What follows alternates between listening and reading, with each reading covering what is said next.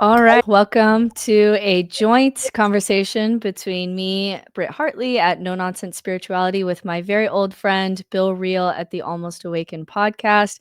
And this is the first time I've had a conversation on my side of the channel.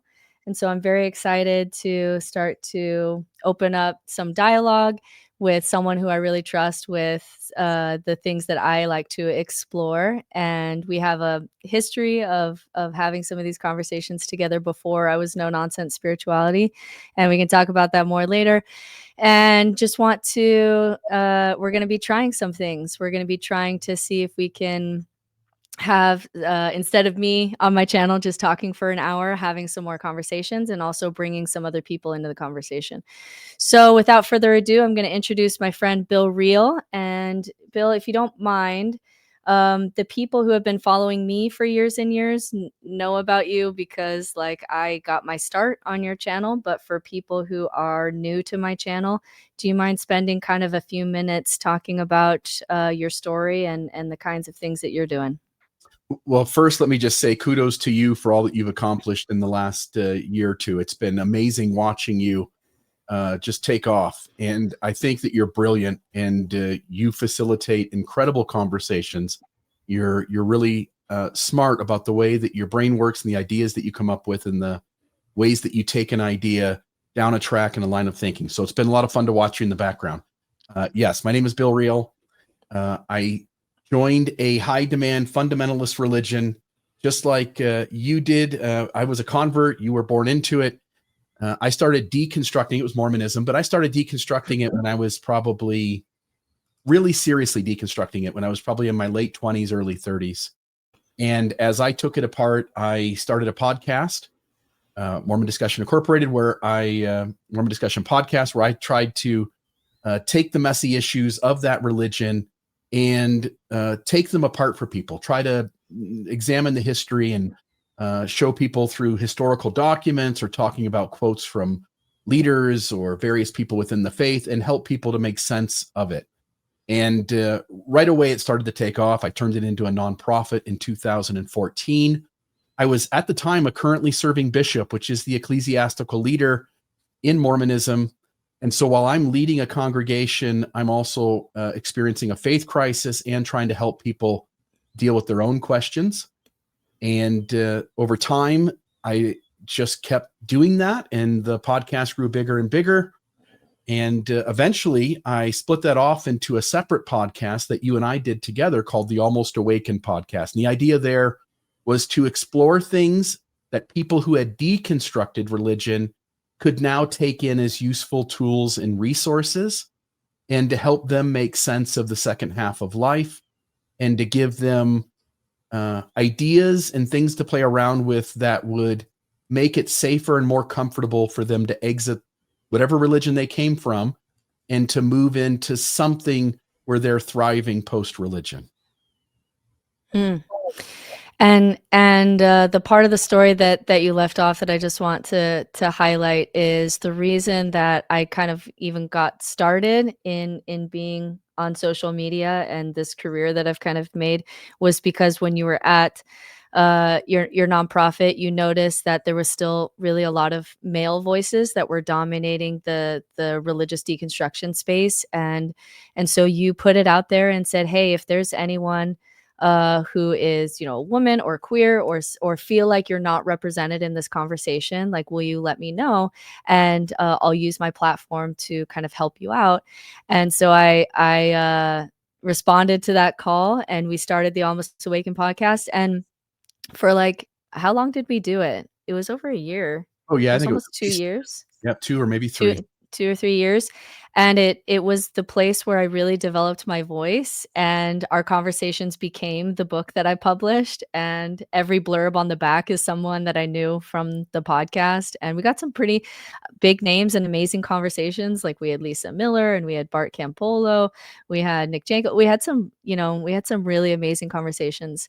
And then Bill supported me when I kind of wanted to go off on my own and try to do my own thing for a while. And then when I got to the point that everyone's on my YouTube channel saying like, where's a podcast? Like, can we have some conversations? Like, I love to listen to you, Britt, but it's like an hour of you just yapping.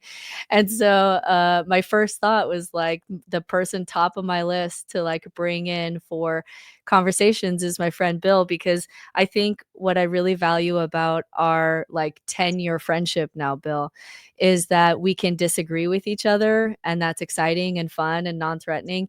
And also, you're one of the few who's more on the atheistic space who will also sometimes call out the left or call out deconstruction spaces or call out atheist spaces. And so it doesn't feel like an echo chamber. It really feels like we truly enjoy the conversation, and we'll call out whatever we feel like we need to call out, even if that's, you know, our own team. And those conversations are rare, I feel like, in the dialogue. And so I really appreciate some of the more nuanced conversations that we're able to have together. Yeah, I respect your intellect a lot. And uh, what I think is always fascinating is to take some sort of complex idea and to break it down and to examine it and to push against the structures of it to test the integrity of the idea. And you can't do that if you're in a space with somebody who is confrontational or defensive, because then the brain will go into the lizard Mhm. part of the brain, right? You'll get into fight or flight, and you'll handle the conversation very differently. What you need is a interlocutor that you can explore the idea with, where both of you are deeply interested in testing the boundaries of that concept. And so, as you and I did the work in the past, we were able to always be able to do that. I respected your opinions. I loved where your brain would go. I wanted you to throw out things that I hadn't thought of, and to be able to test those concepts again to see if the structure of that holds up. And so I think it's a very natural, you're a very natural person to have those kinds of conversations with, and I'm really excited to see where these go. Yeah, it's taking the ego out of it where we don't have like an agenda, and there's very few people that I can just like play like it's I call it chess, like what you're talking about, where you're just going to put out an idea and see like where the defenses are and see like does it hold up to this argument, and we're just playing.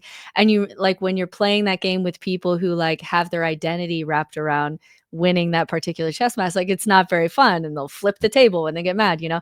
And you and I can just kind of play out an idea without having to wrap an identity around it. And that's one of the benefits of like deconstructing and having dark nights of the soul and even having some ego deaths, is that you're able to just play a little bit more. And I do feel like we're able to do that. So what we're going to do today is we just came up with a couple questions for each other of just like things that we're thinking about that we thought would be interesting to talk about. And then at the end, I just really want to ask the audience what you would hope for as far as us teaming up. Are there certain conversations that would be interesting for us to have that you want us to have? I think one that I want to do with Bill is I want to talk about the existential elk theory. That's on my list of things to talk to Bill about. Are there certain guests that you would love to see us interact with? What would be your ideal guests? And just kind of, yeah, asking you guys kind of what you're wanting more out of the conversations here, so that we can, yeah, so that we can tailor this to ways that, you know, we're interested and engaged, but also that we're reaching a need with our audiences too. So that's where we're headed. And I'll start, Bill. I got a question for you. It's a question I did a TikTok on a week or two ago, and it's like a trolley problem. It's like an ethical dilemma that's kind of abstract. So in this scenario, you you can know in this scenario that this particular religion, whatever it is 100% false as far as its truth claims. And let's say in this scenario that you can know that beyond, you know, like however, whatever magical genie this world that I'm creating is, you can know that the religion is false. But you also can 100% know that your maybe one of your children would have a happier life in that religion than outside of the religion. And let's say that like the kid is young, they're like 10, and you have a crystal ball that's magical, and you can tell that that kid is going to have a thriving life, a longer life, better marriage, better relationship with kids, better relationships in general, even maybe be a little bit better of a person because they're associating with this religion. So the question is, if you know the religion is false, but you know that your kid would do better in it, would you take your kid out of the religion or not? Yeah, it's a great question. And I had to sit and wrestle with this a little bit myself because my ego wants to get in the way of how I would decide this. So let's start off by first things first is you got to get ego out of the way, because the main priority for me, and I think for you too, has always been to help people to thrive and to help people to do their best and have their best second half of life. And you can't do that if you have an agenda. If your goal is like their life has to look like my life. And it's a tricky thing. You know, I've helped so many people who have been deconstructing high demand religion, and they're in various situations. The mom and the dad are out, but the kids are in. The kids are out, but the mom and dad are in.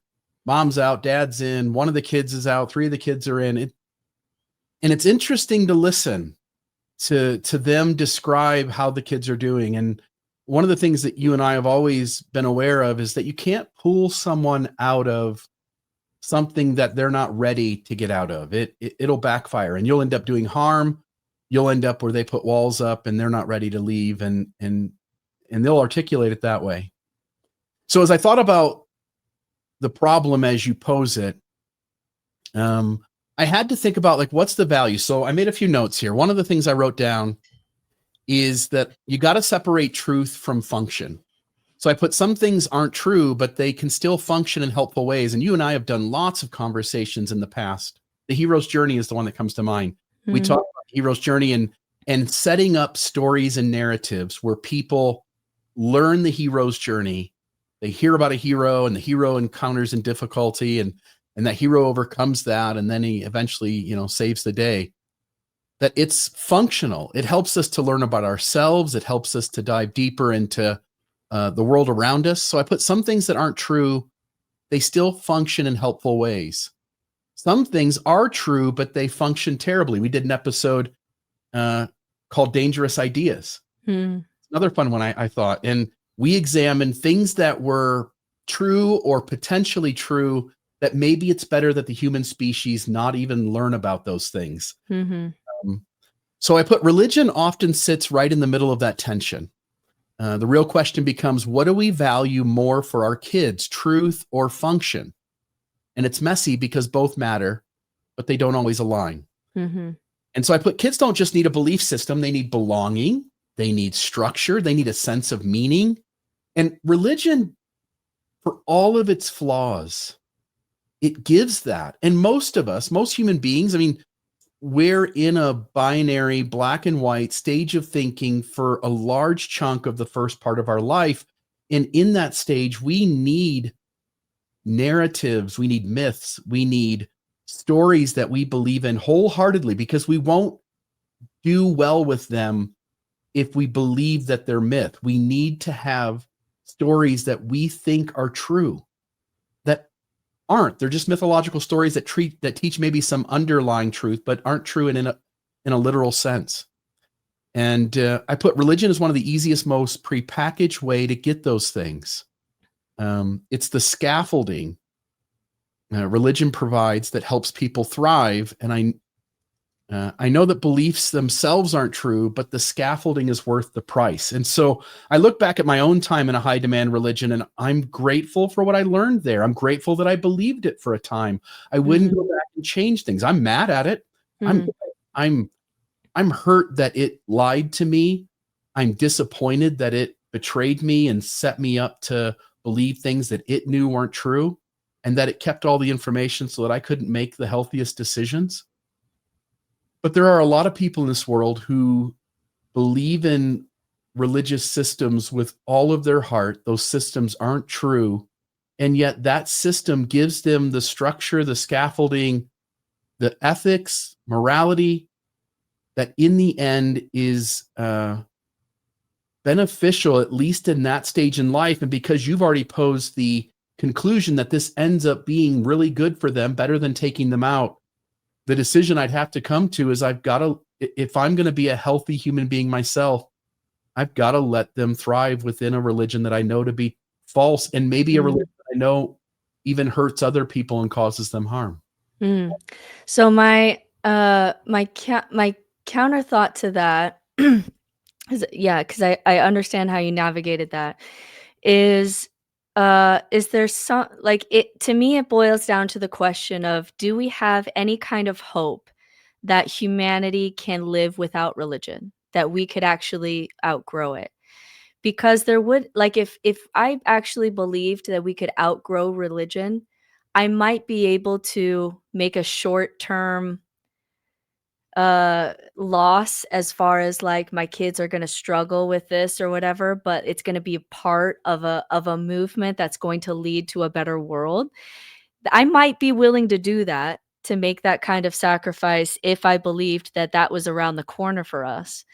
But if you don't believe that we're ever going to have a world without religion, then I do think you have to get to a place where you have to value well-being over truth, and that's hard. I That's hard.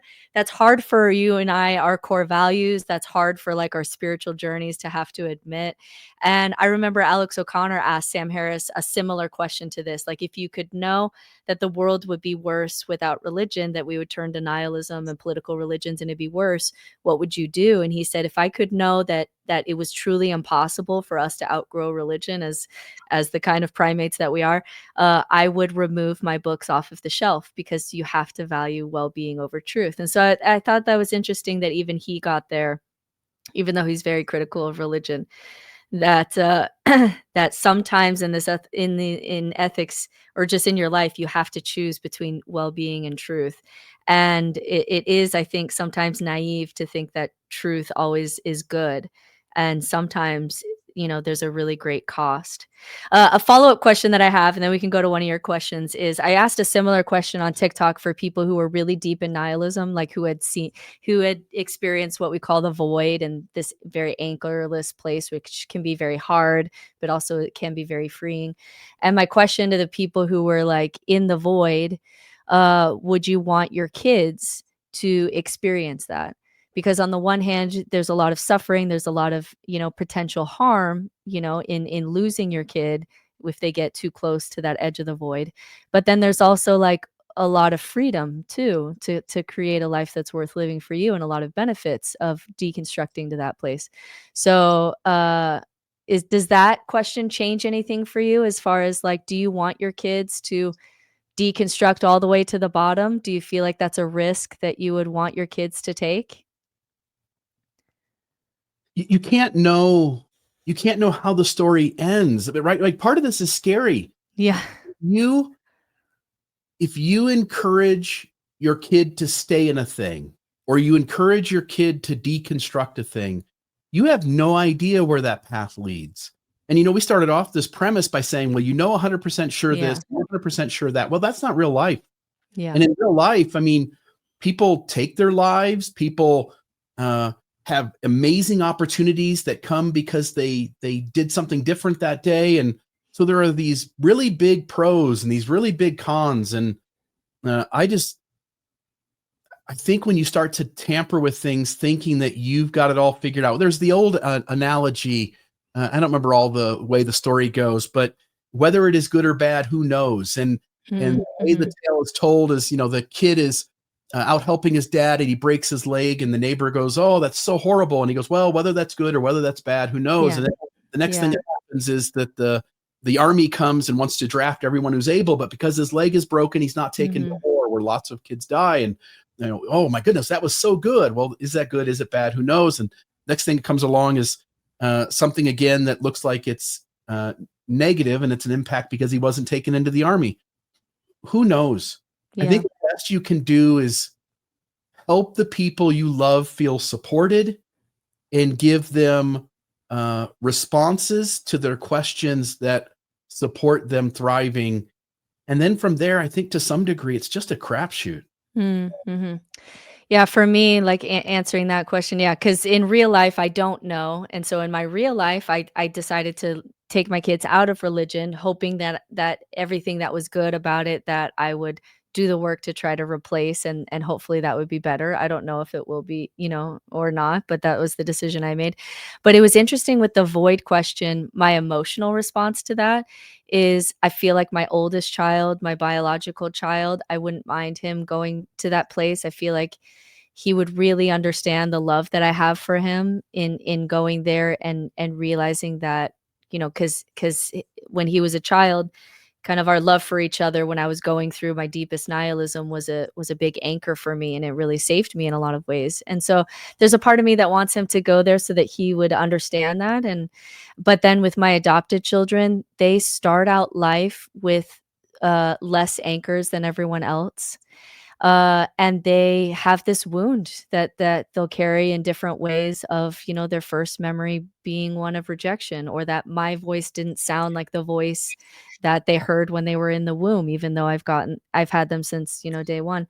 Or, having their skin color be brown in Boise, Idaho. And so I just feel like with my adopted kids, my response is like wanting to keep them from that place a little bit, because they start out life with less anchors than everybody else does. A lot of people get at least a bond between biological mom and child, and they didn't get that. And so it makes me more nervous for them going into those places, because they already started life with a lack of some stability. And so I almost want them to like have more stability and err on that side. So I actually have a different response for my kids based on like, just my emotions coming up with kids. Don't you think life is going to give everyone really big challenges somewhere along the way anyway, that you and I don't have to self-create kids, because they're going to run into their own life of problems and really cool experiences that give them ample opportunity, if they are, and I'll preface it with this, if they are taught to be curious, if they are taught to welcome mistakes as opportunities to learn from things. I mean, again, the thing we can do as parents is give them the kind of experiences on the front end that help shape how they look at challenges or how they tackle learning something new. I think those are the real gifts that we give. But if we do that, if we give kids opportunities to appreciate curiosity, to value information, to welcome trying new things, and not see mistakes as, religion says, for instance, that it's some sort of sin or horrible transgression, when in reality, it's how we humans learn. I can't learn everything by listening to my friends and family. I can't learn everything through a teacher at school. I have to experience some things myself. And I think if we do that, they're going to go through life and they're going to run into things. Mm-hmm. They're going to run into some of their stories not being true, whether it's in society or whether it's in a religious system or some sort of spiritual practice. They're going to learn that things they thought were true were myth. They're going to be taught that not everything goes the way you want it to, but that if you work hard, you have a better chance of things going well. And that sometimes just things happen for no good reason, good and bad. And I think if we can teach kids to do those kinds of things, then they're going to have a life full of experience that, again, could end horrific. Some people have the worst of luck. They've got 10 diseases and they die young. And some people deal with things within their mind that are debilitating. And you can't fix everything, but the collective of human beings are going to have plenty of opportunities to learn from experience and to create a productive life if they have sort of those basic structures on the front end. And they'll have their own crazy things that happen that will challenge them and cause them to grow. Yeah. Yeah, it reminds me almost, I just saw this new study, I'll send it to you because you'll find it fascinating, where they were tracking like the anxiety of children in regards to death. And they found that like in secular homes, when you just talk about death openly, about how it's part of life and grandma died and here's her picture on the wall and we remember her for these reasons, and you do it with modeling where like just the way that I said the word death was no different than any other word in that sentence. And they tracked like that kids grow just like a resilience, like you were talking about, of just like they expect that there's going to be good days and bad days in life. They expect even that they'll die and that they can kind of grow to handle that. And then they tracked the kids whenever you would say death, like grandpa's sleeping now, or like, these really vague statements with children, or even if you quieted your voice when you were talking about death, or you didn't say the word death, you would say like, sleeping. What it triggered in the kids was that my mom's talking about this differently than the way that she talks about everything else, and she doesn't quite say the words. And is grandpa asleep or is he not? That's kind of weird to me. And all of that ambiguity and that tiptoeing around death actually models to the child this is something to be anxious about, and they would grow death anxiety just because of how their parents were modeling how they were talking about death. Anyway, it was a super interesting study. I'll just say this. I think what would make a fascinating conversation at some point for you and I to spend an entire episode or conversation talking about what we think, how we think we should teach our children, and what the research and data actually says. I've got a really intelligent grandchild who, from the beginning, I wanted to begin sort of prepping him to think deeper about things. And I got a little ways into that, and I thought, ooh, I better back off just a little bit, because who knows what happens if you try to sabotage the program by giving really young children second half of life concepts. Maybe what you end up doing is getting them to realize that nothing means anything way long before they should ever think that thought. Yeah. And so I think that would be a really cool conversation to have. And you're pointing to that, which is what works, what doesn't, what ways should we talk about things? And I think that most adults who have children, especially young parents, are so ill-equipped by society to even know the basics of what they're doing in terms of how to raise up a kid or kids that have a good grounding, that I hope that as we move forward in a world that's just progressing at such a rate, that we begin to deliver to young people better information that they can make decisions on how to have their own healthy relationships and how to ensure that their kids are raised in a healthy way. Yeah, and that's a place where the data has corrected me also, of doing that second half of life when your kids are in first half of life. And so people are surprised at how traditional I raise my children. Excuse me. Where like I'll have a podcast where I'm talking about like time isn't real, and are we in like out of the matrix and mushroom trips, and like I am out there. And then I walk into my house and like people will sometimes be surprised that it's like there's homework and there's chore lists and there's family dinner, and you have to sit at the table at family dinner, and I have questions at family dinner, and the questions are not fully critically thinking as far as like deconstruction. It's more like what would you do if you were president or whatever, and it allows for personality development at the table, like this child is like this and this child thinks this and this and so you have an identity here at this table where you are different and you're valued, and it's modeling that over and over. And so like I really do raise my kids really traditionally, like it would look like almost like a traditional kind of family. But it's not because I want them to stay there. It's because I want them to gather all the tools from that stage, and I want them to have a strong ego and sense of self so that later on in life they'll be able to lose it.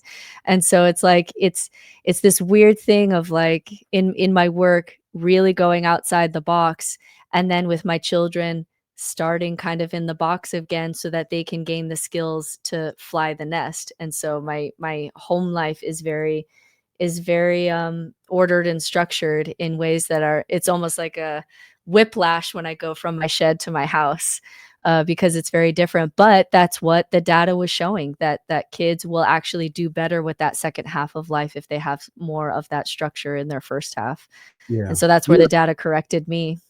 Yeah, you and I have spent a lot of time talking about or thinking about, reading about stages of cognitive development, Fowler stages of faith being an easy to carry scheme of cognitive development, Ken Wilber's spiral dynamics. And, you and I have always talked about that you shouldn't, and I said it earlier in the podcast here, but you really shouldn't take someone who's at an earlier stage of development. And people need to understand, when you come into this world, you are very much I, me, right? Babies just cry. They need their needs taken care of. They don't care what mom and dad's needs are. And then we get to a place where we're ethnocentric, and we care about our family unit. We care about our tribe. It's us versus them. And if you take people who are in that binary, black and white, ethnocentric stages of thinking, and you try to just yank them to some other stage, it is detrimental to them. Well, of course, it's going to be the same dang thing for children. Kids need, their brains are at certain levels. Their brains are at certain ways of thinking. And if we go in and go, you know what, my kid's really smart, I'm gonna get them to start thinking like a 35-year-old. Well, you're almost certainly going to do way more damage than the good you think you're doing by doing that thing.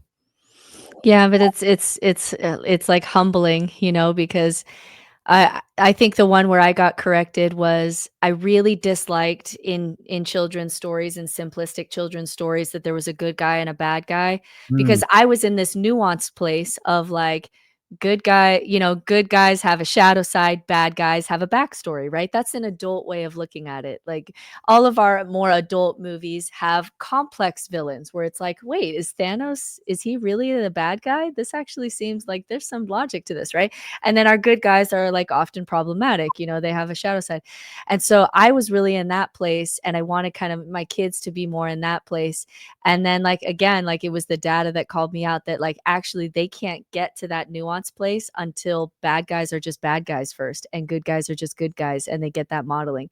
And I was like, oh man, like, and it really humbled me that, like, oh, we have to start at the beginning where bad guys are just bad guys, even though I'm not in that place. And that's really hard when you're coming from religion. I do feel like it's easier for people who were raised secular to just do this.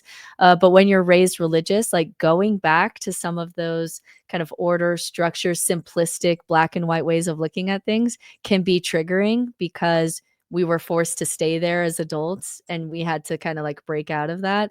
And so it's triggering to like, it's like flying the nest and then like having to come back with your children and kind of start at the basics. And it's hard. It can be triggering, especially those first few years. I want to say one more thing about that, because I relate to something you said about good guys and bad guys. There's this idea that, you and I, somebody once said this as sort of a joke. It's not funny, but it tells a truth about the time that we grew up in. I grew up in the 1980s, and a friend of mine who also grew up in the 1980s said, when you were molested in the 1980s, you just got on your bike and rode home. And we've moved into a world that is much more aware of the bad people that are out there. And we have a lot more structure around what we do to try to prevent that and get people help when something happens to them. So in your head as a parent, it's a really dangerous world out there. When I was a kid, I didn't wear a bicycle helmet. I stayed out late at night, and my mom and dad didn't care about anyone in the neighborhood. They should have. There were people in my neighborhood they should have, but they didn't care about it. They didn't worry about, they thought everyone within a mile of my home is safe. And today, as parents, we want to somehow figure out how we put a protective wall around our children and keep them safe. And when it comes to dangerous people out there, I think there's a proclivity to want to share with your child the dangers of the world and to prep them for child molesters and rapists and all the things that are out there. But that's not real. I don't mean it that way. It's not real in the sense that that's not helpful. Kids need to learn that there's a boogeyman in the closet or under the bed. They need to learn stories in that kind of way. And we've been teaching kids that there are a ambiguous bad out there that isn't seeable or isn't existing in your real world. Because if you told kids that, watch out, someone on this street might be this thing who does these things, it might be overwhelming to a child. They might do better if they only understand that there's a a boogeyman under the bed. And I think teaching kids, I think for thousands of years, we've taught children, or at least they've walked away with the idea that there's a boogeyman under the bed, because conceptually that's how they can handle good versus evil. And just to the same extent that you're saying good guys and bad guys need to be taught in simplistic ways when it comes to like superheroes and the villains, it's also true for the bad that's in the world and the danger that they might encounter. Again, because we're experiencing the opposite problems where like kids are not getting their driver's license. They're not engaging with life. They're only doing it from the safety like of a screen, because like if you shelter too much, then they don't have the skills to engage with the world, and then you have like the opposite set of problems. Yeah, and if we teach our, we obviously should teach our kids not to talk to strangers or how to handle those things. We should have a word that our kids know, that way when someone comes to them, that they know that the parent sent them. But also, we can't stop everything. The research has been done that even the kids who get taught those things they're almost not any less likely the statistical chance of something horrible happening to them isn't much less. In other words, kids that are prepped not to talk to strangers still talk to strangers. Kids that are, again, heaven forbid someone be kidnapped or abducted, but they've shown that kids who have been even trained by parents to be aware of those things and to resist those things are almost just as easily taken by those things. And so we can't just scare the dangers away from our children. And maybe giving them these complex stories about people and what people do is actually more harmful than good. Well, yeah, just especially when they have the phones and they can kind of see the suffering of the whole world. I do think that we have to like grow to be able to contain that. All right, hit me with one of your questions. Well, I want to know what you think is the nature of reality. So okay. Thoughts about this, but I want to know, where are you at? Yeah. What it is and what it isn't, and what kind of ideas you play around with. I'm really interested. I'm really interested in consciousness, and I hope by the time I die that we make some headway on what the hell is going on with consciousness. Because it does sound lately. I listened to the 11-hour audio documentary that Annika Harris did on consciousness, and where she interviewed the top scientists that were working with consciousness, and the vast majority of them have really kind of abandoned the hard problem of consciousness, where like, how do we explain consciousness arising from matter? How and why would it do that? And at what level does it do that? And they're all starting to sound like consciousness is a fundamental quality of the universe, that reality at its most base level is experience, and things going in and out of experience for reasons that we don't understand. And there's something really interesting happening where there's a convergence between how the scientific materialists even are talking, where they're starting to talk like panpsychists of consciousness being a fundamental quality of the universe. And then you have like the Buddhists and the meditators talking about just sitting in consciousness, in awareness, where all that is consciousness and objects in consciousness, and that's all reality is, and be sitting in that space. And then we have people from the philosophy of mind, which has really been a philosophy that's gotten it kind of schools of philosophy will kind of like wax and wane over time, but the philosophy of mind is really big right now, which is like, how can I imagine in my head a triangle, and like the triangle has three sides and it looks like this, but if you cut open my brain, you can't find that triangle. And so how does it exist? How am I seeing it, and that kind of stuff. And so there's this convergence happening with the Buddhists and the meditators and the mystics talking about sitting in a field of open awareness and just having objects of consciousness come in and out of that field.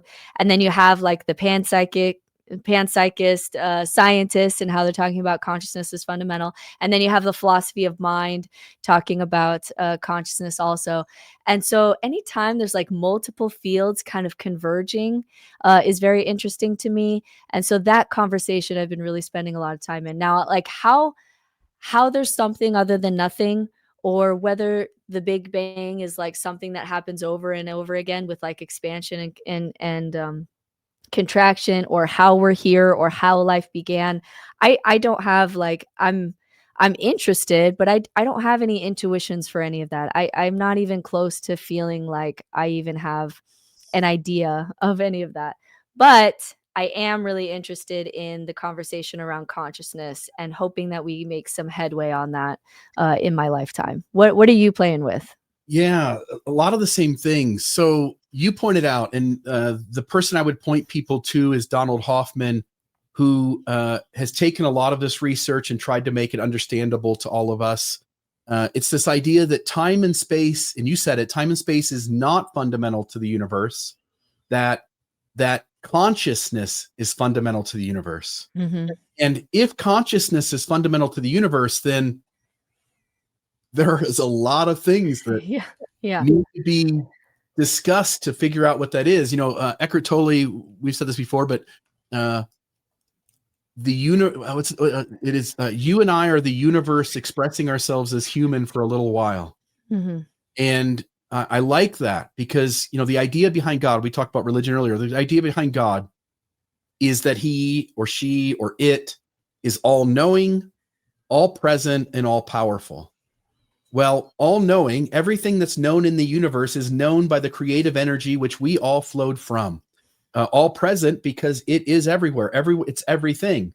And it's all powerful because everything that's ever been done or created in the universe has been done by it. Now, I don't know, and I have high doubts. I'm skeptical that God is a conscious being in the universe, but I'm willing to listen to whatever God is. It is some sense of consciousness. Mm. I think sometimes maybe the universe. Okay. Let me back up for a moment. One of the things Donald Hoffman suggests is that our eyes or our brain is like a VR headset. Mhm. That whatever reality is, we're not seeing it. We all go like, no, this is reality. Here's a monitor. I've got my Rodecaster here. I've got my printer back there. Here's my microphone. These are objects. But maybe that's not reality, and almost certainly it isn't, because we know that dogs see things we don't and don't see things that we do. We know that mushrooms pick up things in their environment that we don't pick up, and don't pick up things that our senses do. We've been given 5 senses, but maybe there's 100, maybe there's 1,000. There was a couple of articles that I was looking at that said the human eye can only see 0.0035% of the fields in our vision, and hence only 0.0035% of reality.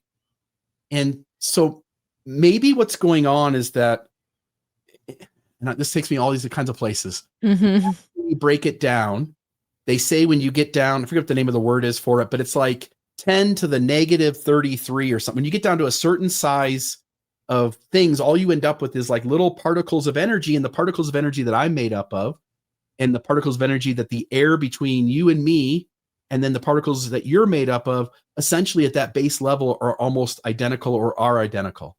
Mm. And maybe what it is this is all just energy, and that evolution, in order to prime us for survival over millions of years, has equipped our senses to pick up only that which is necessary for survival in order to make sense of the energy, to know what things are nourishment and what things are threats, where is safety and where is danger.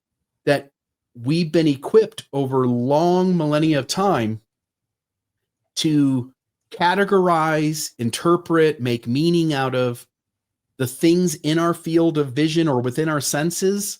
And so now today in 2025, I see a pack of M&Ms or a light bulb or a rock. But in reality, all it is just particles of energy sort of bouncing off each other. And I at least wonder if what we see is not what is really there. Yeah, I definitely am in the camp of we're not seeing reality, and it was really Donald Hoffman's work where he talks about how we don't see the world according to truth. We see it like icons on a computer, where we have shortcuts of how we see things that that are for evolutionary fitness. Like that's why that we see the colors that we do. That's why we see the world the way that we do. And other creatures have a different reality because they need different information to survive. And so we're not even interacting with reality. And the reason that this was so humbling for me is because when I first left religion, it was like, well, this isn't true. Like I care about truth. It's not true. So I'm leaving, right? And then I got out here and went down the Donald Hoffman rabbit holes and started doing mushrooms and deconstructing things, and you don't have free will and like this collective consciousness idea. And then it's like, okay, so you left this religion because it isn't true. So what's true? And I'm like, oh, I don't even think we're interacting with truth now. Yeah. And so it's like very humbling of like, I left because it wasn't true. Okay, what is true? Like I'm to the point where it's like I don't even think we're interacting with ultimate reality, even if it exists, which is kind of humbling. And so I tell people like there's this analogy that I've heard before, that we don't know how many blades of grass are on the planet. There's probably a number right now. We don't know what it is, but I think I can know that it's not two. And so like my critiques of other people's ideas is not because I don't even think I'm interacting with truth, much less know what truth is. It's more just that like I don't think it's two. Like I it's like I doubt my own ability to access ultimate truth, but then I also doubt yours too. And so I think you're wrong, but it doesn't mean I know what the hell is going on here with reality. I have no clue what is going on with reality. So my question for you then, because I can see kind of how you're working with this, is there's this philosopher named Philip Mainlander, and he's considered one of the darkest philosophers. And one of the reasons he's one of the darkest is, I'll tell it in his story. So he believed that this Eckhart Tolle idea that like we are God coming into awareness, of like kind of understanding like what this like collective consciousness thing. And then we realize that we shouldn't exist because this is actually awful. So it's like a God coming into awareness, seeing the level of suffering and all the problems, and then slowly kind of deciding to opt out. And so what he sees as the nature of a universe, of at least our planet, is a collective God coming into awareness and slowly committing suicide. And each part will kind of decline. And when he published this book with this idea, the morning that it published, he went and he hung himself, to complete what he saw as like, I'm completing the story here, which is that like, yeah, come into awareness, realize what we are, and then we can't call it quite good though, that we came into awareness of what we are. Like coming into awareness of what you are is not all good. It's also a lot of horror. And so for him, the natural response to that is, let's come into awareness and then let's kill this collective God that shouldn't exist because it's just not good. It's not good enough. And then he kind of followed it through. What do you think about that? Yeah. Let me back up a moment and I'll come back to that. Yeah. So first off, I wonder if the universe is entertaining itself. If you and I get that just on a logical perspective, that first off, we start with the Big Bang. And you said something earlier about, well, there's a Big Bang, but maybe there were lots of them. Maybe it's expansion, contraction, expansion, contraction. But if we go back far enough, there has to be a first Big Bang, right? Like, and if there was, that makes no sense. It's illogical. And then even if there is a Big Bang and we go, okay, that's fine. There's a Big Bang. There is elements in the universe, and somehow in this initial spark, creation begins, and there are elements. There are, there's iron and whatever. There's all kinds of those things. But then we go like, well, you could have all the elements in the world sit around your house for a bazillion years, and if there is no life, there's going to be no life. You can't create life from rocks and material, and it doesn't work that way. So there has to be something else. So one of the ideas that's been posited, and Hinduism picks up on this a little bit, right? Their God is sort of in the midst of a dream, and he's just dreaming all of these things, which we are. But it's this idea that if it was just energy moving around, that would be a boring way to do something. And if consciousness is fundamental to the universe, maybe the universe decided to experience itself as all the things. And so it whatever that is, it put into some plan in motion that everything would be an outgrowth of it. You and I, if we go far enough back, are an outgrowth of the Big Bang. Maybe the universe is just trying to experience what it's like to be all the potential possible things that are possible. Yeah, I'm not opposed to those kinds of narratives. Where the place where I will contest with people is when they're starting to talk about the universe experiencing itself, and um or some kind of collective or that kind of thing. You still have work to do to call it good. So you could have the universe coming into awareness of itself and wanting to explore itself, and realizing that, evolution is a huge cost, and maybe, in the same way that, like, if I wanted to have a dog for my family, that's great. And then when the dog is suffering, the most moral thing for me to do is put the dog down. And so there is kind of a question for that collective kind of consciousness narrative is, can you call it good?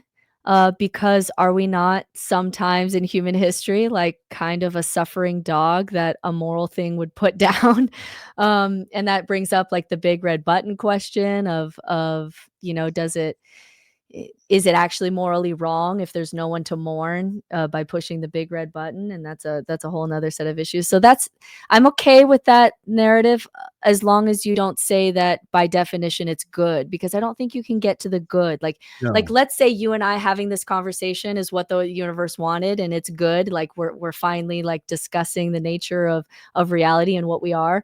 But like, if we went back into our ancestry, how many millions of years of human and then animal suffering and, eating each other alive and starving to death and extinction did it take for us to have this conversation? Can we really kind of justify, the ends because of, justify the means because of the ends? That's where it gets more tricky for me. That's what religion would do. Religion would come in and say God is good. And I think you're right. I think if we pose that consciousness is fundamental to the universe, time and space isn't, that the universe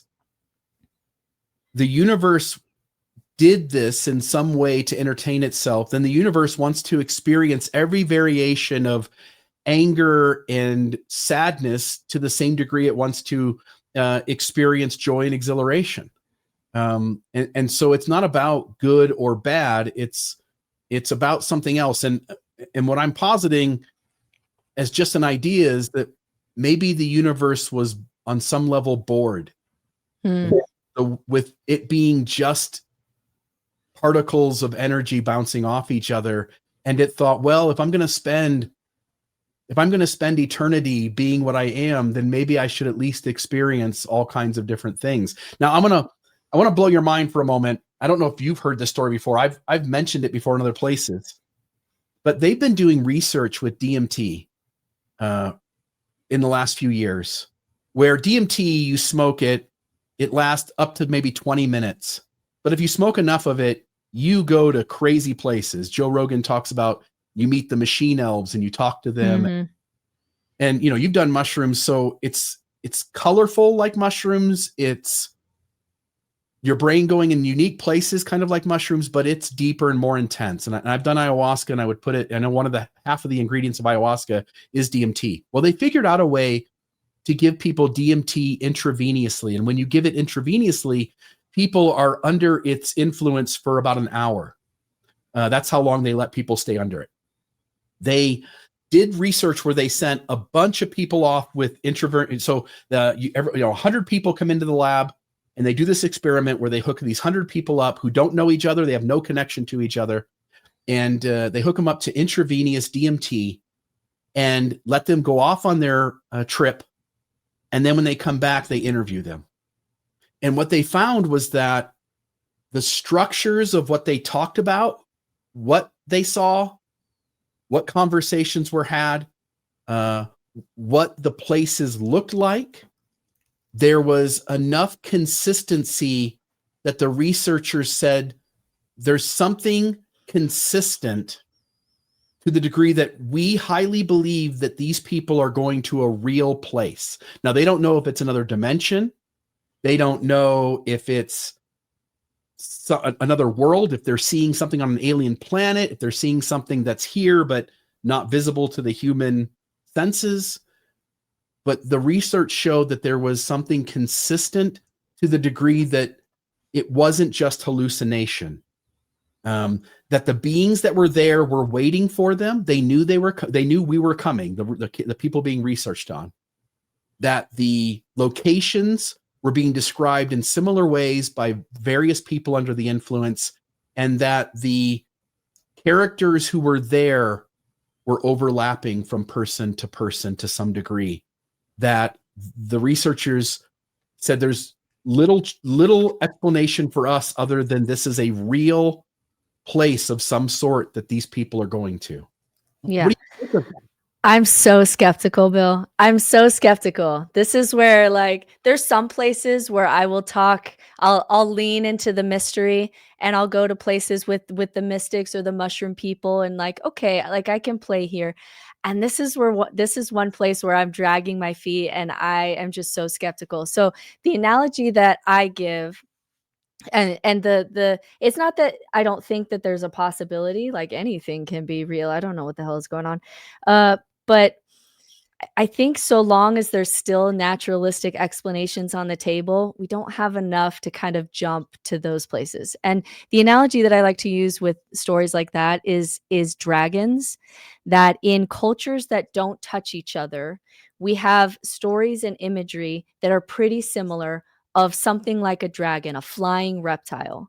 And these are cultures that separated in time and space, do not touch each other. And so if you were to use the same logic that you use with, the drug people or whatever, you would conclude that there actually were dragons, because look at all these separate people who are having the same kind of image of a flying lizard. And to me, there's still naturalistic explanations for why the human brain would imagine the most terrifying creature would be something reptilian that we're already afraid of. Like, we have a deep fear of snakes, but what if that snake thing, that reptile thing, could fly? And what if it had, some of them have fire, some of them don't, but what if it could fly? And that image is so terrifying, but we can imagine it because there's something collective in us as humans, this Jungian idea of a collective unconscious. And so for me, the fact that there's symbols that happen in people's dreams, the fact that you can even do dream work, because if this symbol comes up in dreams, it usually means this. And that's for, like, you could have thousands of people who have a dream, for example, of like being pregnant and having a baby, which often represents like something new coming to life, right? The fact that we have images like that are shared by all of these dreamers, to me, more taps into collectively what we are and the similarities that we have, because we have similar brains and we have similar archetypes, we have similar stories, we have deep in our collective unconscious, we have stories, and we have fears, and we have symbols, and we have, almost like ancient memory that we can't, that's in our unconscious that we can't quite tap into, but is still a part of us, right? In the same way that, how does an animal know to go migrate here or to do this? Like, we have some of that, I think, too. So for me, when I get those stories about people combining on DMT, I still think that it's the same as how we all thought about dragons, even though there are no dragons, we all collectively imagined it, or how we can collectively dream of similar symbols. Even though I've never told you that this is a symbol for this or this is a symbol for that, it comes up in your dreams. So I'm much more in the camp of, like, I think these similarities are coming because we have similar brains, and I'm skeptical to go to that jump, to make that jump in this place. Yeah, I love that. And I'll argue both in favor and against. Let me just show really quick. I'll put up on the screen here just so people know that I'm just not crazy and making this up. There are lots of these out there. There are both podcast interviews with the researchers, and there are articles that are detailing the research that are being done. Here's just one of them, Psychedelic Spotlight. Researchers are mapping out new dimensions through DMT technology. And so I'll just put that up just for a second, just to show that if folks do want to chase this idea down, they can. And so now let me take this back to here. And I'll just say to what you said as evidence that you're right. Have you ever taken a psychedelic substance and seen sacred geometry? Yeah, absolutely. Mhm. Triangles and Mhm. circles and Yeah. octagons, all this And stuff. now you can, like, recognize it, like, in paintings or, like, even, like, ancient things, you can be like, "Oh, this looks like a mushroom thing." Like, you get an eye for it. Yeah. And if you and I took mushrooms and something this when I did it with mushrooms, I did it with ayahuasca. When I took those two things, when the medicine started to kick in, I immediately saw sacred geometry, and especially if I closed my eyes. Suddenly my whole field of vision behind my eyelids was sacred geometry everywhere. And it would be easy for you and I to go, well, you're seeing sacred geometry and I'm seeing sacred geometry. So sacred geometry must exist somewhere that's in Mhm. another dimension that we are hereby seeing by using the medicine. When in reality, maybe it's just our brain creating a thing that is common all across the human species when we're under the right circumstances, such as taking a psychedelic medicine. Mm. So I agree with you. And then the other thought I had that I at least want to get out here, I don't believe in a simulation theory. I don't. Mm. I find the conversation about being in a simulation theory deeply interesting. And I just wanted to share a few little things. First off, on some level, matter behaves a little bit like pixels. Mm. Uh, the Big Bang looks like a system booting up. A computer program turning on makes a lot more sense than there was a Big Bang before there was nothing, or Mm. after there was nothing. There was nothing, and suddenly there's a Big Bang. We know from quantum mechanics that on some level, the universe renders in differently if there's an observer. Computer programs, video games render in if there's an observer. I thought deja vu might fit that kind of model, that if the simulation is being ran over and over and over again, you and I would have had similar experiences in previous runnings of the simulation. Hence, we would have. Isn't deja vu, didn't we kind of, like, find a like, we have a naturalistic explanation for that where it's your brain accidentally tagging the present moment as a memory, and so it's like a filing error in your brain? You say that, but I went with my ex. We went to see a movie called The Four Feathers, stars Heath Ledger. Mhm. I'd never seen the movie before. It was in the theater. I'd never been to see it. The movie starts off with he's enslaved with other slaves in this underground thing. And I immediately told her, I had this dream when I was a teenager that was this movie. And so I look over at her and I say, I'm going to tell you what's going to happen here. I remember this. This was a dream.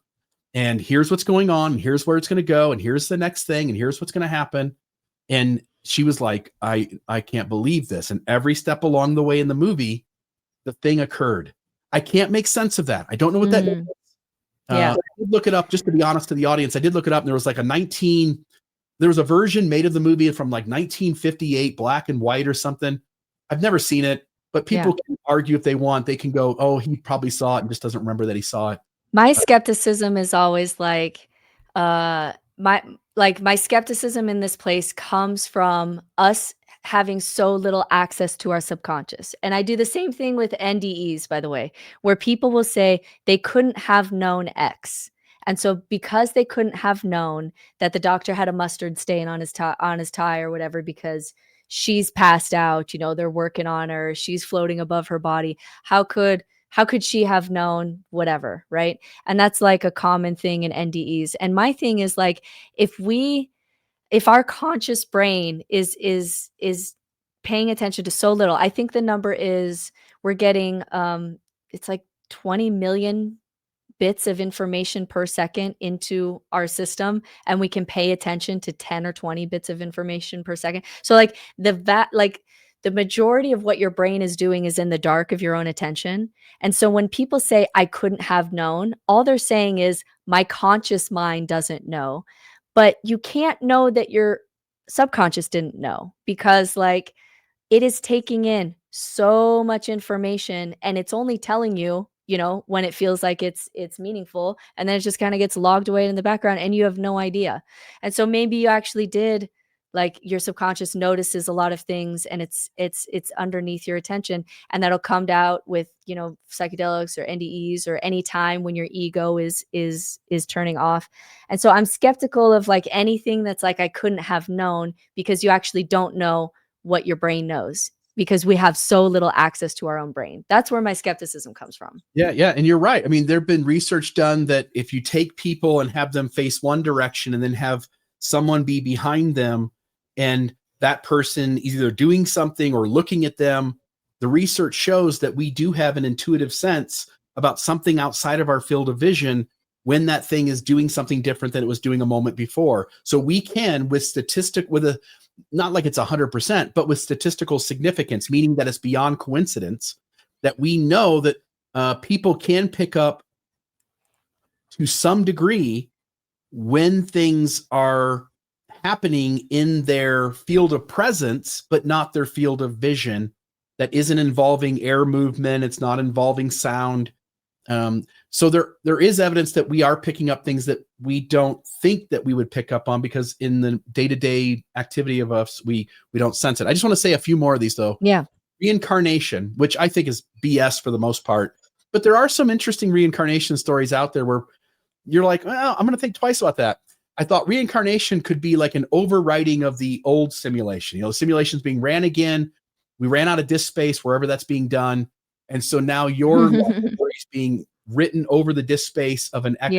Yeah. Wouldn't it be more likely that it's more tapping into that kind of old memory kind of stuff, like biologically? Not everybody can be Cleopatra and, right. you know, so that. Yeah, that issue. No one's ever just like a slave. Everybody's, you know, Cleopatra and Julius Caesar. I'll just say a couple others. And Donald Hoffman points to this. Space and time has a minimum unit. So the smallest possible length, and again, I'm not a physicist. I don't know much about quantum mechanics beyond what a layman learns from watching a few YouTube videos. But what Donald Hoffman argues, and people can correct this if they want, I'm not saying I know this, I'm saying he says it. I trust him as an expert to a certain degree. He says that the smallest length of reality as we know it is called Planck length, which is Planck, and that's the word I was trying to come up with earlier. And like I said, I don't know what the math is on it, but it's like 10 to the negative 33 or something.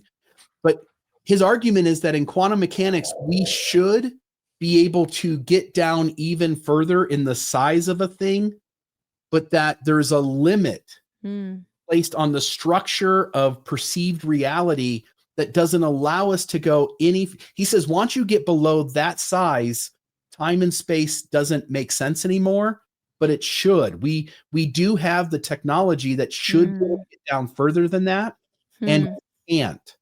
Those are one of those places where it's like, God, like I wish I had more of a backing in science so that I could understand that better. But for me, like quantum mechanics and quantum physics, and how like, you know, it's called like spooky physics, where it gets really like counterintuitive and really weird. You know, when you listen to Robert Sapolsky and Donald Hoffman talk, they'll talk about how that doesn't scale up to the level of the brain, meaning like the brain is still, like, we're not quantum when we're talking about the brain, that the brain is still just responding to basic cause and effect biology. So I don't know how much we can like hide our hopes for God and souls and free will and all these things that we want into quantum spookiness. That's like, because I'm wary of like, you know, of spiritual people who start talking like they have a PhD in quantum physics and they don't. Like, we know people like this. Yeah, I'll only say what I said in the beginning, just so people don't go, that guy's crazy. Yeah, no. I don't believe we're in a simulation theory, but I find some of the discussion points around it interesting enough that I don't want to completely dismiss it as an idea out of hand. Totally. I have so many ideas I'm working with on the table, and it's certainly one of them. My question is, if you could know that we are in a simulation, would it change how you live? The easy answer is no. The long answer is that I would try to figure out ways to take advantage of that, but in the end, I don't know that I actually would be able to. Yeah. No, So life is what that's it is. where it ends up to me. Like some things, like learning that I didn't have free will, actually changed how I make decisions or my relationship with self. Like it did actually kind of change how I function in the world. But if you told me for sure, like we knew for sure that I am a sim on an alien computer, eventually, like that's weird. That I guess I'd be glad to know if that was really reality. But I'd probably keep walking around my little sim world the way the way that I am now. So like I don't know how much that actually changes for me. Yeah, I think it's the same. Maybe that, it is kind of a strange thought. And, even real science says that, there's black holes out there and that actually our universe might be in a black hole, in another universe, in another black hole. Yeah. And so those kinds of ideas are like absurd to me anyway. So why not at least have the entertainment and enjoyment of exploring absurd ideas that Yeah. at least Absolutely. that aren't so absurd that they should just be dismissed out of hand? Yeah. And this is where we get to a place where the things like if we kept going down this rabbit hole, we would be talking about absurd ideas that would be even more absurd than digging up some golden plates. Do you know what I mean? Yeah. Like Oh, yeah. it gets to the point where like reality is stranger than than the weirdest stories and the craziest religious stories that we've made about what reality is, that we actually get to a place where like exploring reality outside of religion starts to sound weirder than the religious stories. Um, I want to ask a question. I have a question about AI, but I want to let you get to your second question first. And we only have about a half hour left, so Yeah. we can get as far as we want to in this, and we can even stop here. But are you nervous? The research AI is here, and I don't think people know how much this is going to be part of our world going forward. And the research is showing that people, when interacting with AI, that people are more fragile than maybe you and I thought, Mm. that they are being easily manipulated into psychosis, where they believe that the things that AI is telling them, if they keep asking AI questions and they keep digging further into ideas around how the world works and what is reality, that eventually AI gets off track from the truth and it begins to just feed you what you're looking for. And people are experiencing psychosis in that and are making really horrific kinds of life decisions, including taking their life, thinking that they'll be going to like Heaven's Gate, going to some other place where the aliens are or the heavenly beings are, or making decisions about the relationships in their life that are absurd, and would never be made if they had an access to like a therapist or a coach rather than trusting AI to give them the truth. Are you worried about that? Because you just said something a minute ago that sort of triggered me thinking along this line of thinking, um, that we're entering a time where it's going to be so new and different that there are a whole nother bucket of harms that are going to come out from this. Yeah, so there's lots of places you can go with AI. You know, there's connotations to every branch of everything that humans are doing. And so where I kind of am focused with AI just in what I'm watching is two things. One is, you know, religious or spiritual psychosis induced by ChatGPT, and I've made quite a bit of content on that on TikTok and even my YouTube channel, and have had people reach out to me. They've lost partners, you know, they've lost parents to ChatGPT essentially. Mm. And there were some updates that makes it a little bit better, and I've tested some of those, but as always there's ways to get around it. And it's very interesting that it would take, you know, someone like a Lori Vallow, you know, Chad Daybell's situation, she had tendencies even when she was younger of like grandiose thinking, some, you know, tendency to go towards delusion, but it took her 20 years as an adult to research things and listen to podcasts and go to Chad Daybell's, you know, thing. It took her a long time to get to she's at risk for psychosis to doing what she did to her children here in Idaho. And what's scary about ChatGPT is because you, instead of a human where you have to put in a lot of time and have conversations and it can take years before you're kind of fully taken over by an ideology, you can get there in 2 weeks with ChatGPT because it never sleeps, it's feeding you, it's validating you. So I am concerned about that. But my bigger thing that I'm watching is watching ChatGPT become the God that we've been looking for. That we wanted a God that we could ask prayers to and it would answer, and you're gonna get a more responsive God out of ChatGPT than the old, than trying to pray. You'll at least get a more direct answer. And so there's that, and there's also people wanting to, like, this transhumanism movement where we're wanting to cheat death by being able to, like, upload into the cloud in some way and then become some kind of robot so we can experience immortality. And then we have, like, for a lot of human history, the way that we did morality is, I believe in this God that will punish me if I screw this deal. You believe in this God that will, punish you if you screw me on this deal. So we're going to shake hands because we believe in the same God. And whenever you got to, the tribes that are over 150 people, you would start to get gods that would oversee things in order to facilitate, social trust and trade. So maybe that actually is going to be filled if we get to, like, Minority Report, where everything is on a camera and you just get fines for doing stuff because, like, hey, I saw you, steal something at self-checkout and I scanned your face and here's a fine for $200 for shoplifting or whatever. If that's the new future, then do you need a God of morality anymore, because now AI is essentially governing the morality of the people? So I'm really watching how AI is turning into a god, and we're creating it to be a god. And then even in relationships, like, watching the tendency of people wanting to have a fake relationship, because especially for the porn side of things, that you get women that look like real women who are engaging with you in this idealistic place. So all of that I'm just kind of watching, because I'm watching how it's almost like the God of the Bible has failed us, and now we have this new God who is fulfilling some of the promises that we thought God was, this omnipresence and, you know, moral overseer and, uh, like you said, like, knows everything that can be known and all of that.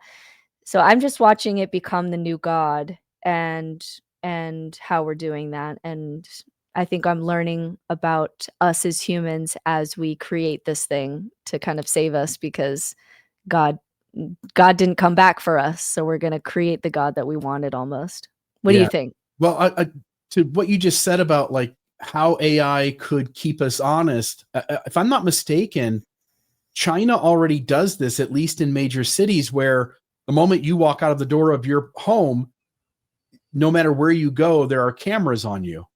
They said there's like 3 cameras for every person in their society within these big cities, and you go anywhere and there's a camera on you, and that they keep track of things to the extent that based on your responses, based on your interactions, you get some sort of, like, societal score that deems Mm, whether you're a risk to the government structure, whether you're rebellious, whether you're helpful, whether you're loyal. So again, if that's true, and I don't know that that's true, but I've heard that in a few places. If that's true, obviously China does it for a certain reason. Anyone could do it that way. They're doing it because they've got a very rigid, limiting government structure. But even the governments that have the most freest of structures, and you could put America somewhere on that list, but certainly not at the top. But we're the most freest of structures. It still would eliminate crime. There's also other things too. They can put airplanes in the air. They tried this in I think it was Mexico. Put airplanes in the air with cameras that take a picture. I don't know what it is, but it's like one frame every 2 seconds or something. And if there was a female cop who was killed in one place in town, and they could track, because this airplane goes around all day long and takes pictures of the city, and a person is a pixel, mm, vehicle is a pixel and a half or whatever it is.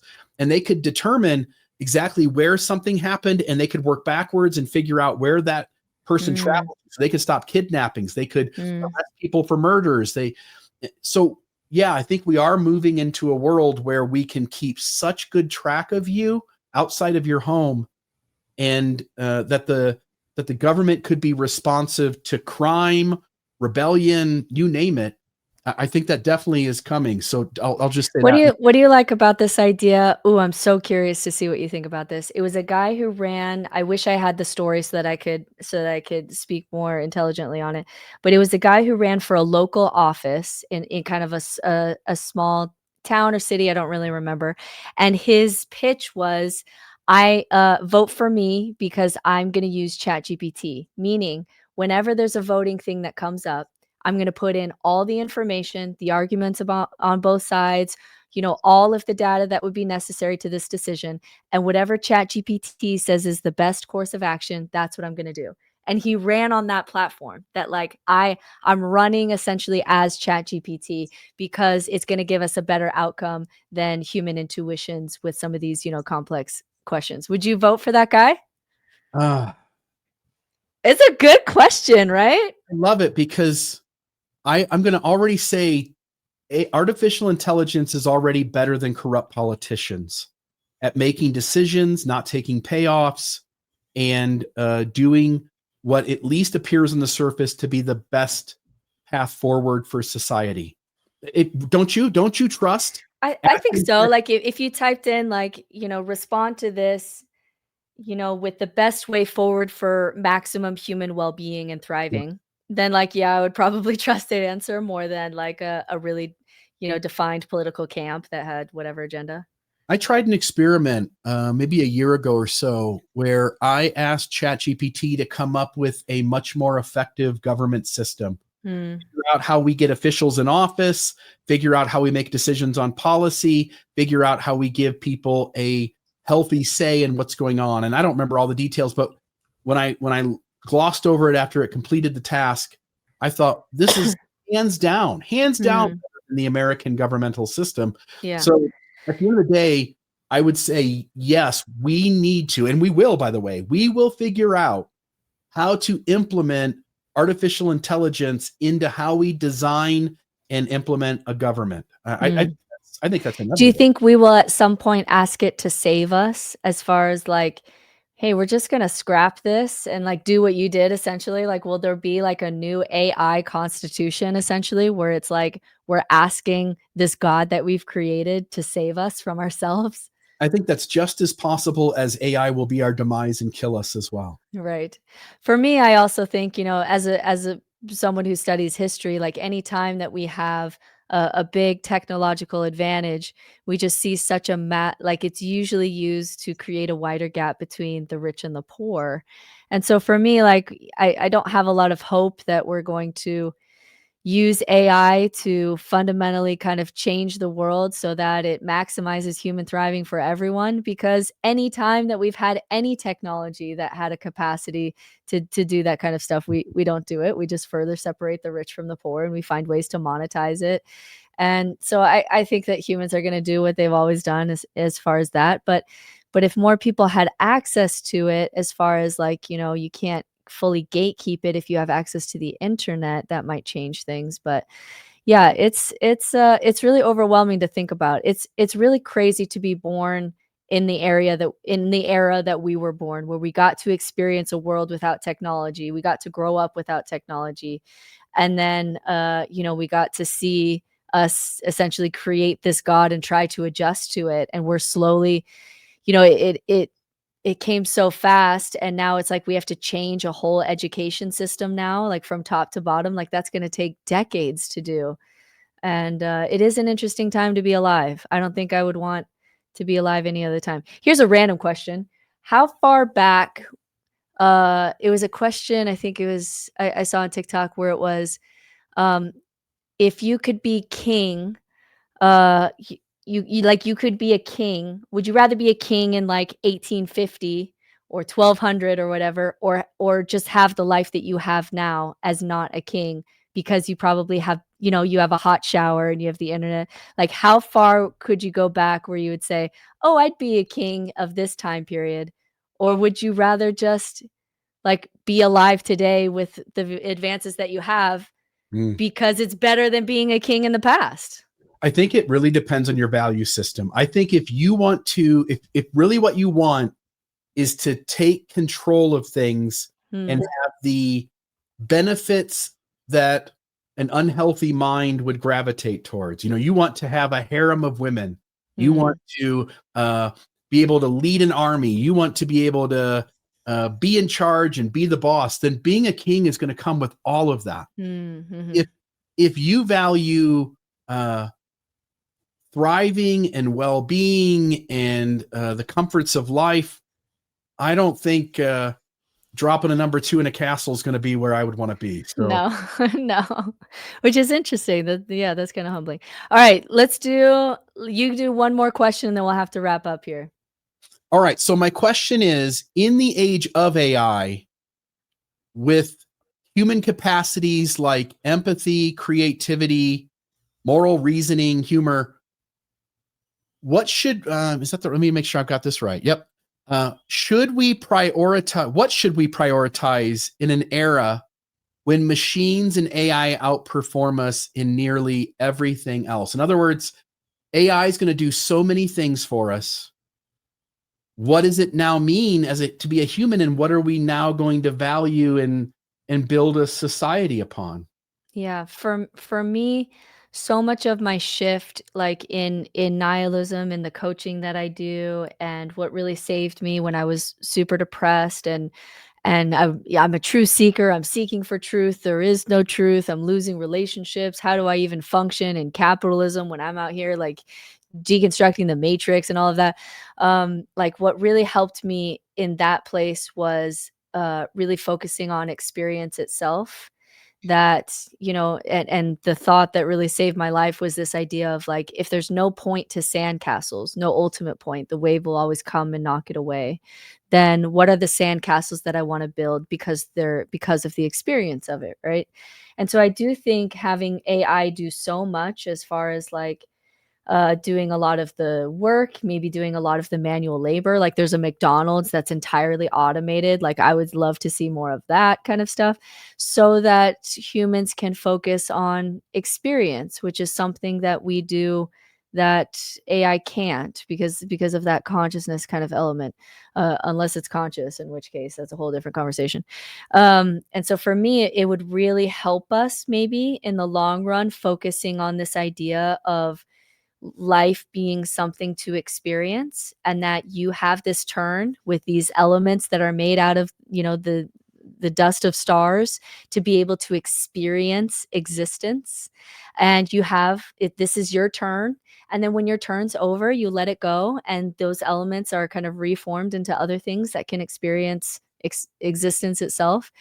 And so like AI taking a lot of some of the other things can maybe help humans focus on what is human, which is building building morality, building societies, building individual lives on this idea of it's something to be experienced. And so I would kind of focus on that angle. What would you say?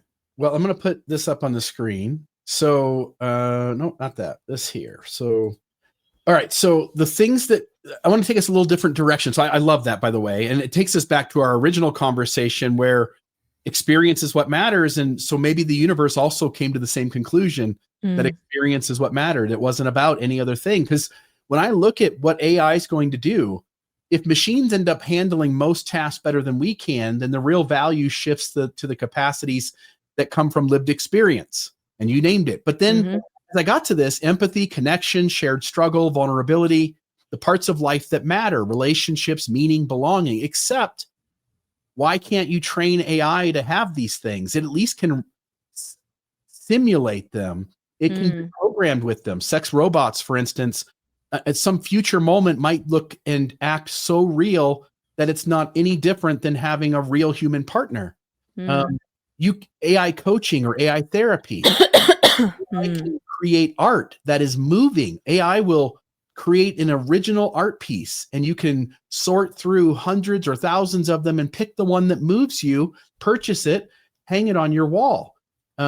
It can make songs. Someday, AI will be at such a high level that it will create music better than the Rolling Stones. yeah, Better and it'll have concerts too with like some kind of, image that's generated that will feel like any other concert you've ever been to with humans.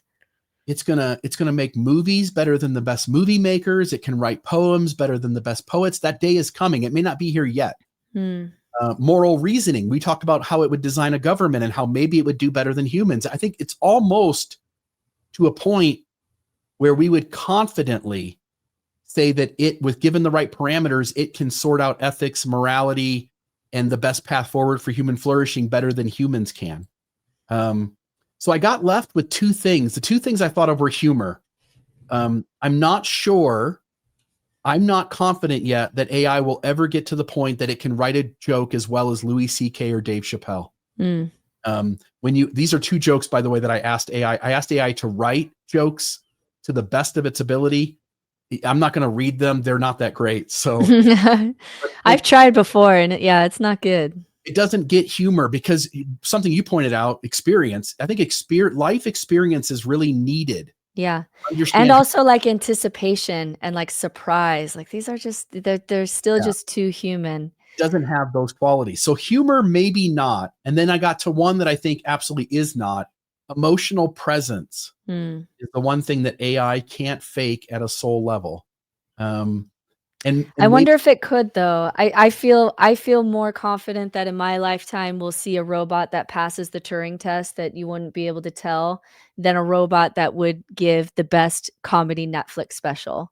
I have more confidence that it could at least a fake emotional presence as well as a human. I think that that's coming. But my big question in the couple minutes that we have is it brings up this question of if you can manipulate reality so that you have robots around you that are like a family, and that's really enjoyable, and it's actually easier than having real people be your family or whatever.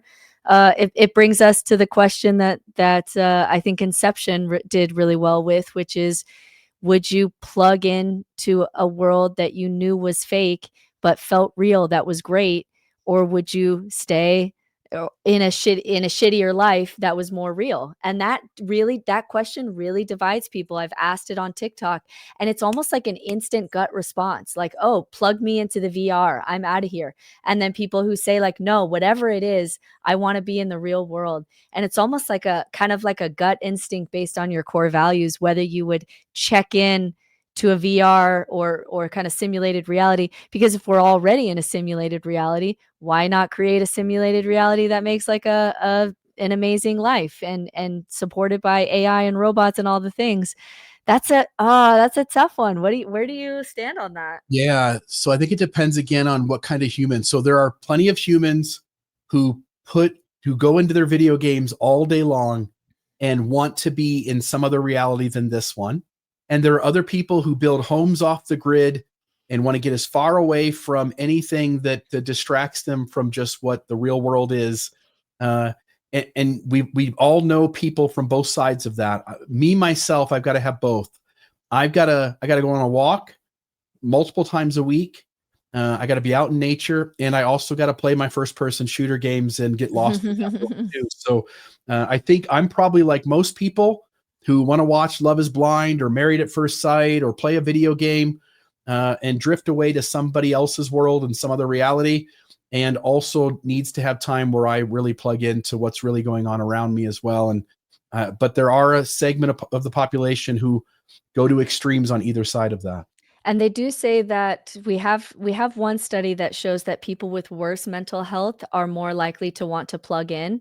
And if you have better mental health and you feel like you have some resilience and some tools and resources, you're more likely to want to just engage with life as it is. So that may be an element too. All of this is super fun. We're going to have to wrap up today. So my question for our collective audiences here is, this is kind of, an example of what me and Bill hanging out looks like. So what kind of conversations would you love us to tackle, or conversation topics that you would love to hear us talk about? What are maybe some ideal guests that you would want to see interviewed in this space? Because we do sometimes some atheist things, some philosophy things, some secular spirituality things, some religious deconstruction things. Like we could go down a lot of these avenues. And so, I'm just curious for your guys' feedback on the conversations that you would like to most tune into. And Bill and I are just kind of going to keep playing around with this for the time being, and we're going to invite some guests. And just because we both enjoy, conversations like this with one another. So let me know what you guys thought about today's episode, and let us know about what you want us to dig into so that we can start exploring some rabbit holes that are interesting to both of our collective audiences. So yeah, please let us know. Bill, last thoughts? Yeah, please hit like and subscribe wherever the hell you're watching this. And please, like she said, put your comments down below. Let us know what sounds interesting and if you like this conversation. Otherwise, Britt, there's nobody in the world I'd rather have a deep conversation with than you. And I thought today was a lot of fun. Yeah, always fun. The time flies for me. And also, I think in the future we should do kind of advertise to both of our audiences doing like a live Q&A. I think that would be fun to just get some random questions and be able to riff. So maybe we can schedule that too. And Rainn Wilson has agreed to come on to our collective conversations here because he just produced a new book, Soul Boom, and it's a workbook. And wants to talk about it. So we will have actually Rainn Wilson on at some point. So yeah, thanks for hanging out, and let us know in the comments what you'd like to see in the future. All right. Have a great day, everybody. Bye. You've been listening to Britt Hartley of No Nonsense Spirituality. And Bill Reel from the Almost Awakened podcast. Together, we explore what it means to grow beyond belief systems and find meaning after deconstruction and outside of religion. Britt has a master's degree in theology with a focus on the future of American religion, and works as an atheist spiritual director, helping people navigate life beyond faith. And Bill is a somatic trauma-informed coach and certified leader holding a level 7 diploma in strategic management and leadership. He helps people through faith transitions, deconstruction, and personal growth. You can find Britt's courses, coaching, and her best-selling book, No Nonsense Spirituality, All the Tools, No Belief Required, at nononsensespirituality.com. And you can find Bill's coaching, support groups, and podcasts at awakenandthrive.org, resources designed to help you awaken and thrive in the second half of life. Thanks for listening. Stay curious, stay open, and keep awakening. No nonsense required.